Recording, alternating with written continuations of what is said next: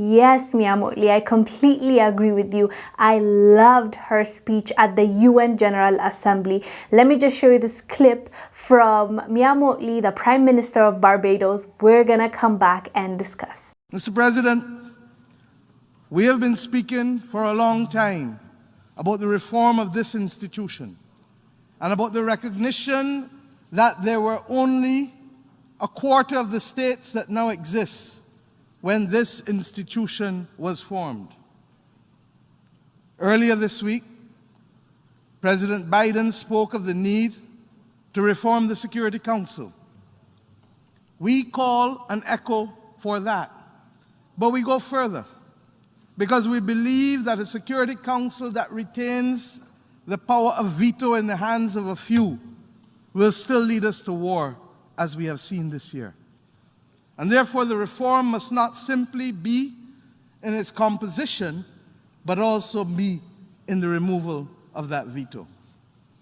We also believe that the recognition of the G7 countries and the G20 countries as the informal subcommittee of governance of this world, if it is to be fair, must recognize that no longer can we accept that persons call year after year after year for the inclusion of the people of Africa and African descent to be included in the G7 and G20.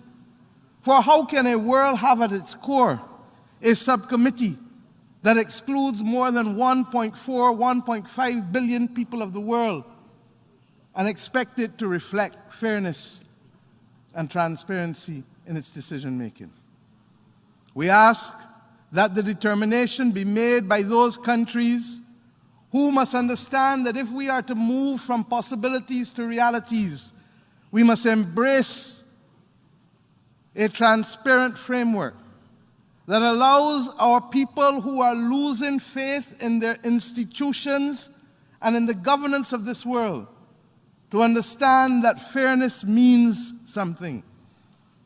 That fairness means the ability for all to have a voice, and that we can't only speak to it within the corridors of democracy within the nation state, but it will only mean something when it also is reflected in our international community. As I said in the beginning of this video, I completely agree with her. Why do some nations have the right to veto? Why do some nations have more privileges than others? Why do some nations have a permanent seat at the UN Security Council, and Africa, that has over 1.4 billion population, doesn't have a single seat? Like, how do you explain that? I love what she said, and as far as I'm concerned, she spoke only facts. Let me know down below what your thoughts are about what Prime Minister Mottley said during the UN General Assembly. I am Wongel Zelalem. I'll see you on the next one. Stay blessed.